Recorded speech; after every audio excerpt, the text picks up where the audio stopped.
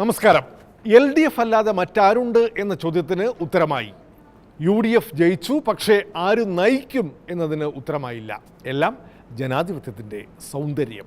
സ്വാഗതം വക്രദൃഷ്ടിയിലേക്ക്. അങ്ങ് ബംഗാളിലും തമിഴ്നാട്ടിലും മുഖ്യമന്ത്രിമാർ സത്യപ്രതിജ്ഞ ചെയ്തു കഴിഞ്ഞു. അസമിലും പുതുച്ചേരിയിലും കൺഫ്യൂഷൻ ഇല്ല. കേരളത്തിൽ ഗംഭീര വിജയം നേടിയ മുന്നണിക്ക് ഇതുവരെ മുഖ്യമന്ത്രി ആരെന്ന് തീരുമാനിക്കാനായില്ല. ഡൽഹിയിൽ മാരത്തോൺ ചർച്ചകൾ നടക്കുകയാണ്. ആകെ ആശ്വാസം, ഇനി കേരളത്തിൽ മുഖ്യമന്ത്രി ആരാകണം എന്ന് തീരുമാനിക്കാനുള്ള തെരുവ് നാടകങ്ങളും ചവിട്ടു നാടകങ്ങളും തൽക്കാലം നിർത്തിവെക്കാൻ തീരുമാനിച്ചിരിക്കുകയാണ് എന്നതാണ്. ഫ്ലക്സ് വയ്ക്കൽ, കീറൽ, പാലഭിഷേകം, കരിയോയിൽ പ്രയോഗം, ഫ്ലക്സിൽ തുപ്പൽ തുടങ്ങിയ കലാപരിപാടികൾ വോട്ട് ചെയ്തവർക്ക് നേരെയുള്ള കൊഞ്ഞനം കുത്തൽ ഏർപ്പാടായി. അപ്പൊ പിന്നെ അടുത്ത മുഖ്യമന്ത്രി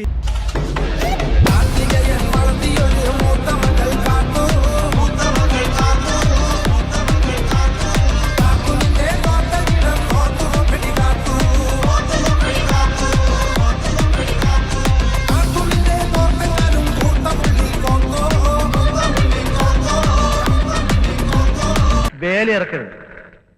മര്യാദയ്ക്ക് നിങ്ങളത് ഓഫ് ചെയ്യണം. ഓഫ് എന്തോ ഓഫ് നിങ്ങളിപ്പോ പ്രവർത്തിപ്പിച്ചുകൊണ്ടിരിക്കുന്ന ആ ഉപകരണം അത് ഓഫ് ചെയ്യാൻ. ഞങ്ങൾ എല്ലാവരും ചേർന്ന് ഒരുമിച്ച് പറയുന്നു, ഞങ്ങൾക്ക് ആർക്കും വേണ്ടി ഇനി അങ്ങനെ പ്രചരണങ്ങൾ നടത്തരുത്. അത് കോൺഗ്രസ് പ്രവർത്തകരെ വേദനിപ്പിക്കും, നമ്മളെ വോട്ട് ചെയ്ത UDF പ്രവർത്തകരെ വേദനിപ്പിക്കും, വോട്ട് ചെയ്ത ഭൂരിഭാഗം ജനങ്ങൾക്കും അതിന് മനസ്സിന് വിഷമമുണ്ടാക്കും. എന്റെ പേരിലോ അല്ലെങ്കിൽ NSCയുടെ പേരിലോ സതീഷിന്റെ പേരിലോ ആരെങ്കിലും വ്യക്തിപരമായിട്ട് ഇഷ്ടപ്പെടുന്നതിനൊന്നും തെറ്റില്ല. പക്ഷെ മറ്റുള്ളവരെ മോശമാക്കാനോ അല്ലെങ്കിൽ ബോർഡ് വെക്കാനും പ്രകടനം നടത്താനോ ഒക്കെ പോകുന്നത് ഇനി മുതൽ അവസാനിപ്പിക്കണമെന്ന് വിനീതമായിട്ട് അഭ്യർത്ഥിക്കും. എല്ലാരും പിരിഞ്ഞു പോകണം, അല്ലെങ്കിൽ ഞങ്ങൾക്ക് ആകാശത്തേക്ക് വെടിവെക്കേണ്ടി വരും. എല്ലാരും മാറണം, എല്ലാരും പിരിഞ്ഞു പോകണം. നേതാക്കന്മാരെ സ്നേഹിക്കാനും നേതാക്കന്മാരുടെ താല്പര്യം പ്രകടിപ്പിക്കുന്നതിൽ ഒരു തെറ്റുമില്ല. അതാണ് CKC വേണുഗോപാൽ VD സതീശൻ കൂടെ പറഞ്ഞത്. പക്ഷേ ഇനി മുതൽ അത് ജനങ്ങളുടെ മുമ്പിൽ നമുക്കൊരു മോശമായ ചിത്രമുണ്ടാക്കാൻ വഴിതെളിച്ചിട്ടുണ്ട് എന്ന തിരിച്ചറിവ് നമുക്ക് എല്ലാവർക്കും ഉണ്ടാകണം. അപ്പം കോൺഗ്രസ് പിരിച്ചുവിട്ടിരിക്കുന്നു. ഭൈമി കാമുകന്മാർ നമുക്കറിയാവുന്നതുപോലെ 3 പേരാണ്. മുന്നണിക്ക് കിട്ടിയ വൻ വിജയത്തിൻ്റെ ശില്പി എന്നതാണ് ഒരാളുടെ അവകാശവാദം. പൊതുജന സ്വീകാര്യത നോക്കുകയാണെങ്കിൽ ആ തട്ട് അല്പം താണിരിക്കും എന്നത് സത്യവുമാണ്. പക്ഷേ MLA-മാരുടെ തലയെണ്ണുമ്പോൾ ഭൂരിപക്ഷം രണ്ടാമനാണ്. മാത്രമല്ല, ഹൈക്കമാൻഡിലെ കേമനും ഇഷ്ടക്കാരനും പ്രമുഖനും. അങ്ങനെയുള്ള ഒരാൾക്ക് കേരള മുഖ്യമന്ത്രി കസേരയോട് താല്പര്യം തോന്നിയാൽ തള്ളുന്നത് എങ്ങനെ? അസംബ്ലി ഇലക്ഷന്റെ വിജയത്തിൽ ചാക്കോ സാറിന്റെ പങ്ക് പാർട്ടിക്ക് ഒരിക്കലും തള്ളിക്കളയാനാവില്ല. ഞാനൊരു കാര്യം പറഞ്ഞിരുന്നു, 100-ലധികം സീറ്റ് പറഞ്ഞല്ലേ, അതിലെ വന്നത്. ചാക്കോ സാറിന്റെ സേവനം പാർട്ടിക്ക് ഇനിയും എന്നും ഉണ്ടാകണം. ലേക്കിൻ ചക്കോ സർ, ഇത്തവണ ജയിച്ചു വന്നവരിൽ അധികം പേരും മിസ്റ്റർ നായർ സാബിന്റെ ആളുകളാണ്. അതുകൊണ്ട് അല്ല, ചക്കോജി പുതിയ മന്ത്രിസഭയുടെ ഭാഗമാക്കണം. അതിൽ ആർക്കും തർക്കമില്ല, അല്ലേ? ഒരിക്കലും ഇല്ല. മുഖ്യമന്ത്രി സ്ഥാനം ഒഴിച്ച് മറ്റെന്തും. ഇതാദ്യമായിട്ടാണ് ഒരു മുഖ്യമന്ത്രിയെ പാർട്ടി തിരഞ്ഞെടുക്കുന്നത്. കോൺഗ്രസിനെ പോലൊരു പാർട്ടി, പുരാതന പാർട്ടി, എത്രയോ മുഖ്യമന്ത്രിമാരെ തീരുമാനിച്ച പാർട്ടി, അതിന് വ്യവസ്ഥാപിതമായ മാർഗങ്ങളുണ്ടല്ലോ. കോഴിക്ക് മുല വന്നിട്ട് അതിന്റെ ഇടത്തെ മൂലയെന്ന് ഒരു കിണ്ണം പാലെടുത്ത് പാൽപ്പായസം ഉണ്ടാക്കി തരാന്ന് പറഞ്ഞ നാക്ക് നീട്ടി നിൽക്കണം ഒരുപാട് എണ്ണത്തിനെ കണ്ടിട്ടുണ്ടാവും ഡൽഹിയിൽ. അതിൽ ചാക്കോയെ കൂട്ടല്ലേ സംസാരിച്ച എല്ലാ കാര്യങ്ങളും അവർ മുതിർന്ന ഒരു പ്രോസസ്സില്ലേ. ഹൈക്കമാൻഡിന് ഒരു പ്രൊസീജിയർ, ഒരു പ്രോസസ്സും ഉണ്ട്. ഏത് സ്ഥലത്താണ് ഇത്രയും വേഗത്തിൽ ഇത്രയും കാര്യങ്ങൾ നടന്നിട്ടുള്ളത്? CM-നെ തെരഞ്ഞെടുക്കുന്നത് ജനങ്ങളല്ലല്ലോ ചാക്കോ സാറേ, MLA-മാരല്ലേ, അവര് തീരുമാനിക്കും. അതല്ലേ ചാക്കോ സാറേ അതിന്റെ ഒരു ശരി. Very soon, I think in due time, we will get the final decision by our High Command. ഇത് വല്ല ആവോ? ഈ മഴക്കാലം തീരുന്നതിന് മുമ്പ് ശരിയാക്കി തരുമോന്ന്? എങ്ങനെ മഴക്കാലം തീരുന്നതിന് മുമ്പ് ഇതിന്റെ പണ്ടാരം അടങ്ങുമെന്ന്? മൂന്നാമനും ചില്ലറക്കാരനല്ല, സീനിയോറിറ്റിയിൽ മുമ്പൻ, ഭരണപരിചയ സമ്പന്നൻ, സാമുദായിക വിഭാഗങ്ങൾക്ക് സ്വീകാര്യൻ. മാത്രമല്ല, ഇത് തൻ്റെ അവസാനത്തെ അവസരമാണെന്ന സെന്റിമെന്റ്സാണ് വർക്കൗട്ടാക്കിയിരിക്കുന്നത്. രാഷ്ട്രീയ രംഗത്ത് ഇടപെടൽ ഉണ്ടാകേണ്ട സന്ദർഭങ്ങളിൽ NSS ഇടപെട്ടിട്ടുണ്ട്. സൂര്യ ആരെ വേണേ അവർ തിരഞ്ഞെടുത്തോട്ടെ. പക്ഷെ അർഹത നോക്കി വേണം തിരഞ്ഞെടുക്കാൻ, അത്രേ ഉള്ളൂ. വ്യക്തിപരമായിട്ട് ഞാൻ ചെന്നിത്തല യോഗ്യനാണ്, ഇല്ലെന്ന് പറഞ്ഞില്ല. സ്ഥാനമോഹമില്ല, സ്വാർത്ഥതയില്ല, നാട്ടുകാരുടെ നന്മ, അതേ ഉള്ളൂ രമേശൻ നായരുടെ ഉന്നം. 2016 തെരഞ്ഞെടുപ്പിൽ ഞാനും മത്സരിച്ചു, ഉമ്മൻചാണ്ടിയും ഉണ്ടായിരുന്നു. പാർലമെന്ററി പാർട്ടി വിളിച്ചു കൂട്ടുമ്പോൾ ഞാൻ തന്നെ സ്വയം പ്രഖ്യാപിച്ചു, ഞാൻ മത്സരരംഗത്തില്ല, ഉമ്മൻചാണ്ടി എൻ്റെ സീനിയർ ആണ്, അതുകൊണ്ട് അദ്ദേഹം ആവട്ടെ. ഞാൻ മത്സരത്തിന് പോലും പോയില്ല. ഞാൻ അദ്ദേഹത്തിൻ്റെ പേര് പ്രപ്പോസ് ചെയ്തു, കാരണം അത് ഉമ്മൻചാണ്ടി സീനിയർ ആയതുകൊണ്ട് അദ്ദേഹം ആവട്ടെ എന്ന് വെച്ചു. എന്ന് തന്നോട് ആര് പറഞ്ഞു? എന്ന് താൻ എന്നോട് പറയണം. താനേ എനിക്ക് മനസ്സിലായി. തെരഞ്ഞെടുപ്പ് ഫലം പുറത്തു വന്നതോടെ തന്നെ തുടങ്ങിയതാണ് മുഖ്യമന്ത്രി സ്ഥാനത്തേക്കുള്ള മത്സരവും. പ്രതിപക്ഷ നേതാവ് VD സതീശനും രമേശ് ചെന്നിത്തലയ്ക്കും വേണ്ടി പലയിടത്തും ഫ്ലക്സുകൾ ഉയർന്നു. വിജയശില്പി എന്ന നിലയിൽ ACC ജനറൽ സെക്രട്ടറി KC വേണുഗോപാലിനെ ഡൽഹി വിമാനത്താവളത്തിൽ പ്രവർത്തകർ സ്വീകരിച്ചതോടെ മത്സര ചിത്രത്തിൽ KC വേണുഗോപാലും ഉണ്ടെന്ന് ഉറപ്പായി. നയിച്ചവനാണ് നായകനാകേണ്ടത് എന്ന് ഫ്ലക്സുകൾ പറഞ്ഞപ്പോൾ ആരാണ് നയിച്ചത് എന്നതിൽ തുടങ്ങി തർക്കം. 100 UDF ലീഡ് ചെയ്യുന്നത്. കോൺഗ്രസിന്റെ ഏറ്റവും മികച്ച പെർഫോമൻസ് ആണ്.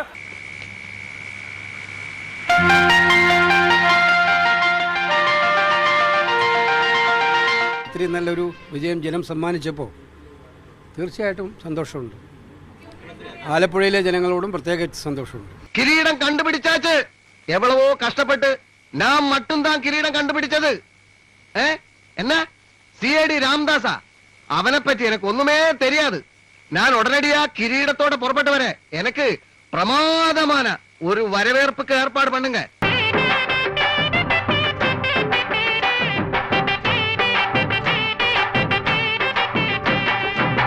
ചെങ്കോരു കയ്യിലെടുത്താൽ ചേരൻ ചെങ്കുട്ടുവൻ, ഞാൻ വീരൻ ചെങ്കുട്ടുവൻ, നാടാകെ വീണു വണങ്ങും വീരൻ കട്ടബൊമ്മൻ, ഞാൻ രാജാ രാമഭദ്രൻ.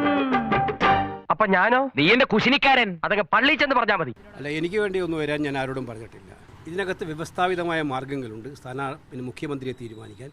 അല്ലാതെ ഏതെങ്കിലും മറ്റേതെങ്കിലും പ്രചരണത്തിൻ്റെ രീതിയിൽ ബോർഡ് വെക്കുന്നുണ്ടോ ബാനർ വെക്കുന്നുണ്ടോ, അത് എൻ്റെ ആയാലും ആരുടെ ആയാലും വെക്കുന്നുണ്ടോ, മുഖ്യമന്ത്രി തീരുമാനത്തിൽ അതൊരു ഘടകമേ അല്ല. പലവരയ്ക്കൊരു തിളക്കം വെച്ചപ്പോ കിടച്ച സൗഭാഗ്യം, ഇത് ശനിദശയുടെ ഒടുക്കം കിട്ടിയ സാക്ഷാൽ രാജയോഗം. എന്നാലും ഇവൻ ഇങ്ങനൊരു കടുങ്കൈ ചെയ്യുന്ന ഞാൻ വിചാരിച്ചില്ല. നിനക്കിതെങ്ങനെ സഹിക്കാൻ കഴിയും ജോസേ? KC വേണുഗോപാലിന് ഡൽഹി വിമാനത്താവളത്തിൽ സ്വീകരണം നൽകിയപ്പോൾ VD സതീശന് എറണാകുളം റെയിൽവേ സ്റ്റേഷനിൽ പ്രവർത്തകരുടെ വൻപട സ്വീകരിക്കാനെത്തി. ഫ്ലക്സ് യുദ്ധം കൂടുതൽ മുറുകി. ഇന്ദിരാഭവന് മുന്നിലടക്കം കുഞ്ഞുഞ്ഞിന് ശേഷം KC എന്ന ഫ്ലക്സ് ഉയർന്നു. അനുയായികൾ ഫ്ലക്സിൽ പാലഭിഷേകം നടത്തി തൃപ്തിയടഞ്ഞു. പട നയിച്ചവൻ നയിക്കട്ടെ എന്ന മുദ്രാവാക്യവുമായി സംസ്ഥാനത്തെമ്പാടും രംഗത്തിറങ്ങിയ സതീശൻ അനുകൂലികൾ KC ഫ്ലക്സുകൾ കീറിയെറിഞ്ഞു. 102 സീറ്റ് നേടി വിജയിച്ച മുന്നണിയുടെ മുഖ്യമന്ത്രിയെ തീരുമാനിക്കാൻ ഈ കൊച്ചു കേരളത്തിൽ എന്തൊക്കെയാണ് നടക്കുന്നത് എന്ന് കണ്ട് വോട്ട് ചെയ്തവർ അന്തിച്ചു നിന്നു. CID വിജയാണ് അമേരിക്ക വന്ന് കിരീടം കണ്ടുപിടിച്ച നാട്ടുകാരറിഞ്ഞ ഞാൻ പിന്നെ തൂങ്ങിച്ചാവുന്ന നല്ലത്. എന്റെ ബുദ്ധി ഉപയോഗിച്ച് ഞാൻ കിരീടം കണ്ടുപിടിച്ചു. നിന്റെ പേരും ഫോട്ടോയും പത്രത്തിൽ വരുന്ന എനിക്ക് സഹിക്കാൻ പറ്റില്ല.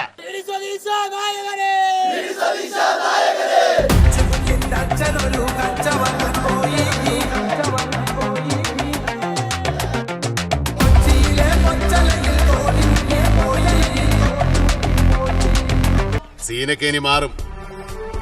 ഇതുവരെ നിങ്ങൾ കണ്ടത് കഥപ്പടം. ഇനി പിക്ചർ അഭി ഭി ബാക്കി ഹെ ഭായ്.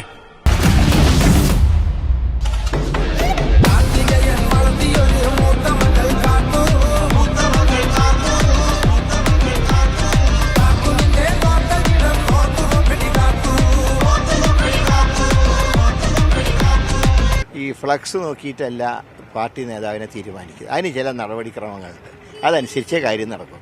ഇപ്പോൾ നമ്മൾ ഓടുന്ന ട്രെയിനിൽ നമ്മൾ ഓടിയാൽ ലക്ഷ്യസ്ഥാനത്തെത്തില്ല, ട്രെയിൻ സ്റ്റേഷനിൽ എത്തുമ്പോഴേ ഇറങ്ങാൻ പറ്റൂ. ഈ ഡയലോഗ് ഓടുന്ന വണ്ടിയിൽ കയറി ഓടരുത്, ഓടുന്ന വണ്ടിയിൽ നമ്മൾ ഓടരുത്, വണ്ടി നിർത്തും, അപ്പൊ ഇറങ്ങാനേ പാടുള്ളൂ. ഓടുന്ന വണ്ടിയിൽ കിടന്ന് നമ്മൾ ഓടിയാ എത്തുമോ, സ്ഥലത്തെത്തുമോ?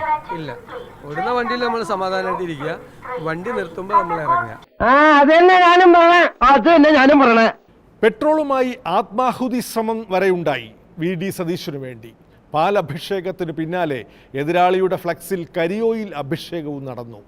MLA മാരുടെ എണ്ണമാണ് പ്രധാനം എന്ന വാദവുമായി മുൻ KPCC പ്രസിഡന്റ് K. സുധാകരനും KC വേണുഗോപാലിനും വേണ്ടി രംഗത്തിറങ്ങി.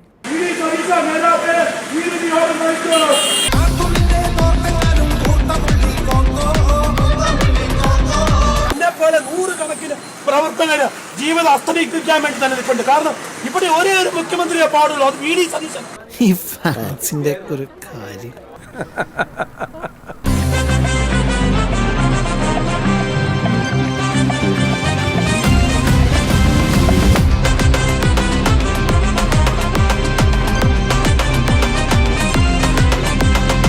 MLA-മാരുടെ പിന്തുണ എപ്പോഴും വേണ്ടേ? ഒരു പാർട്ടിയുടെ ഏറ്റവും വലിയ രാഷ്ട്രീയ അസ്തിത്വമല്ലേ MLA-മാർ. അവരെ പിന്തുണയില്ലാണ്ട് പാർട്ടിക്ക് മുമ്പോട്ട് കൊണ്ടുപോകാൻ പറ്റുമോ? അപ്പൊ അവര് നമ്മളെ താങ്ങണം, അവര് നമ്മളെ താങ്ങും, തള്ളിത്തരും. ഈ ഫ്ലക്സ് യുദ്ധത്തിനിടയിൽ രമേശ് ചെന്നിത്തല അനുയായികൾ അണ്ണാൻ കുഞ്ഞിനും തന്നാലായത് എന്നതുപോലെ കുഞ്ഞൻ ഫ്ലക്സുകളുമായി ഇറങ്ങി. സീനിയോറിറ്റിയാണ് പ്രധാനം എന്ന് തെരഞ്ഞെടുപ്പ് ഫലം വന്നതിന് പിന്നാലെ മാധ്യമങ്ങളോട് പ്രതികരിച്ച് ആദ്യമേ ക്ലെയിം പരസ്യമായി ഉന്നയിച്ചത് രമേശ് ചെന്നിത്തല ആയിരുന്നല്ലോ. മതി, തെണ്ടിക്കോ പിരിവെടുത്തോ മോട്ടിച്ചോ എനിക്കറിയണ്ട. വൈകുന്നേരം ആകുമ്പോൾ 200 ഫ്ലക്സ് കയറണം ടൗണിൽ.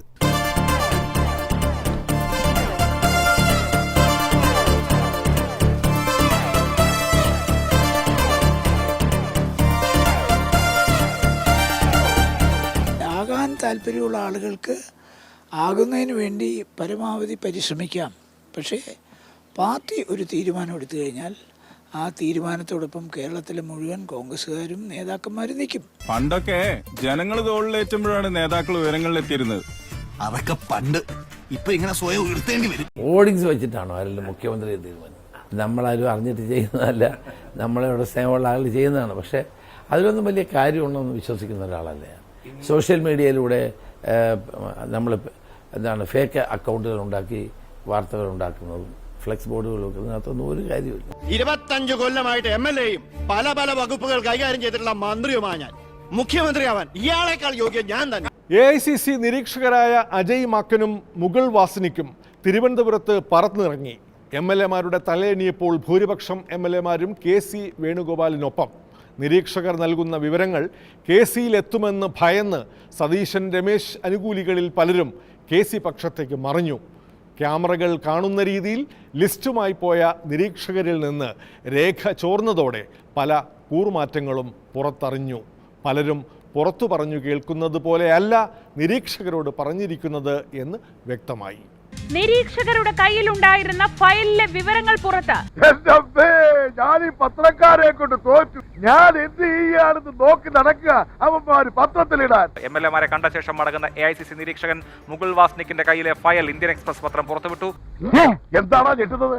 ഞെട്ടിക്കുന്ന വാർത്തയാണ് ആശാനെ. മനസ്സിൽ ഏതെങ്കിലും ഒറ്റ പേര് എന്നുള്ളതുണ്ടോ? ഇല്ലില്ല, ഞാൻ ഏത് പേര് ഹൈക്കമാൻഡ് പറഞ്ഞാൽ ആ പേര് അംഗീകരിക്കും. എല്ലാ നേതാക്കന്മാരും വളരെ വേണ്ടപ്പെട്ടവരാണ്. KPCC അധ്യക്ഷൻ പിന്തുണച്ചത് KC എന്ന ചിത്രത്തിൽ. ഇതങ്ങനെ ആയിരിക്കില്ല. ഇതാരെങ്കിലും തെറ്റായിട്ടുണ്ടാക്കിയതാണ്. അത് മുകുൾ വാസ്നിക്കിനോടാണ് ചോദിക്കേണ്ടത്. അദ്ദേഹത്തിൻ്റെ കയ്യിലുള്ള അങ്ങനെ എന്തെങ്കിലും റിപ്പോർട്ടുണ്ടോ, അത് പേപ്പറിൽ കൊടുക്കേണ്ട സാഹചര്യം വന്നിട്ടുണ്ടോ എന്ന് അദ്ദേഹത്തോടാണ് ചോദിക്കേണ്ടത്. ഞാനത് ശരിയാണെന്ന് ഞാൻ ധരിക്കുന്നില്ല. ഇങ്ങനെയൊക്കെ സംഭവിച്ചതിൽ എനിക്ക് വളരെ വിഷമമുണ്ട്. അതറിഞ്ഞതിൽ എനിക്ക് വലിയ സന്തോഷമുണ്ട്. മുഖ്യമന്ത്രി തർക്കം തെരുവിലെ പൊറാട്ടു നാടകമായി അരങ്ങേറിയപ്പോൾ അഭൂതപൂർവമായ ജനവിധി അപമാനിക്കപ്പെട്ടു തുടങ്ങി എന്ന് പറഞ്ഞാലും തെറ്റില്ല. അതുപോലെയുള്ളൊരു ജനവിധിയാണല്ലോ കേരള ജനത UDF-ന് നൽകിയത്. 1960-ലേതിന് സമാനമായി 63 സീറ്റുകൾ കോൺഗ്രസിനു മാത്രം. മത്സരിച്ച സീറ്റുകളിൽ ഭൂരിഭാഗവും കനത്ത ഭൂരിപക്ഷത്തിൽ വിജയിച്ച ലീഗും അജയ്യരായി. ഭരണവിരുദ്ധ കൊടുങ്കാറ്റെന്നോ സുനാമിയെന്നോ വിളിക്കാവുന്ന തരത്തിൽ ജനവിധിയിൽ ഇടതുപക്ഷത്തിൻ്റെ ശക്തി ദുർഗങ്ങൾ പോലും ഇളകി.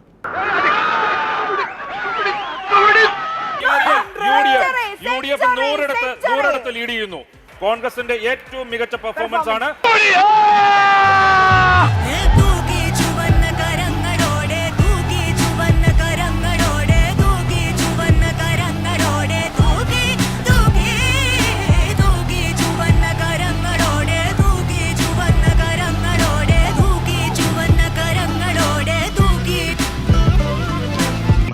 കഴിക്കൂ ലഡു കഴിക്കൂ. പ്രതിപക്ഷ നേതൃസ്ഥാനം ഏറ്റെടുത്തപ്പോൾ ശ്രീമതി സോണിയാഗാന്ധിക്കും ശ്രീ രാഹുൽ ഗാന്ധിക്കും ഒരു വാക്ക് നൽകിയിരുന്നു. കേരളത്തിലെ UDFനെ തിളക്കമാർന്ന വിജയത്തോടു കൂടി തിരിച്ചു കൊണ്ടുവരും. ആ വാക്ക് പാലിക്കാൻ കഴിഞ്ഞതിൻ്റെ നിറഞ്ഞ ചാരിതാർത്ഥ്യത്തോടു കൂടിയാണ് ഞാൻ നിങ്ങളെ കാണുന്നത്.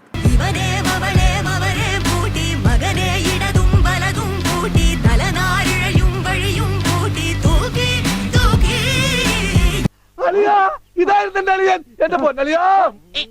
കണ്ണിൽ എന്നോച്ച് കാത്തിരിക്കുന്ന അളിയാ. ഈ അളിയന്റെ തമാശ. ഈ കേരളത്തിൽ കണ്ടത് അതിശക്തമായ ഒരു ആന്റി ഗവൺമെന്റ് സൈക്ലോണാണ്, ആന്റി ഗവൺമെന്റ് കൊടുങ്കാറ്റാണ്. ഈ കൊടുങ്കാറ്റിൻ്റെ ശക്തിയിലാണ്, ഈ സുനാമിയുടെ ശക്തിയിലാണ് കേരളത്തിലുടനീളമുള്ള ഒരുപാട് പരമ്പരാഗത ഇടതുപക്ഷ കോട്ടകൾ ഈ സൈക്ലോണിനെ അതിജീവിക്കാനുള്ള കരുത്ത് ഇല്ലാതെ പോയത്. അവരൊക്കെ നിലംപരിശായിപ്പോയി. വല്ലാത്തൊരു പൊട്ടലായിപ്പോയി. സാറെന്താ ഒന്നും മിണ്ടായിരിക്കുന്നത്? അണ്ണാക്കി പിരിവെട്ടിയിരിക്കണ ഒരാളോട് ചോദിക്കാൻ പറ്റിയ ചോദ്യമാണോടായത്? തുടക്കം മുതൽ നിങ്ങൾക്ക് എല്ലാവർക്കും അറിയാം, ഞങ്ങളെല്ലാവരും പറയുന്നുണ്ട്, ഇതൊരു തരംഗമായിരിക്കും.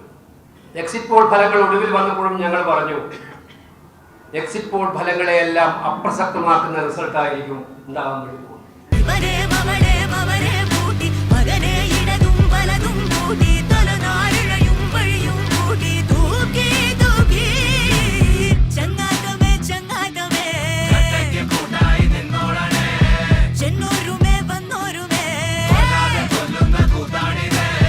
കാത്തിരുന്ന ഒരു വിജയമാണ് ഇന്ന് കേരളം ആഘോഷിച്ചുകൊണ്ടിരിക്കുന്നത്.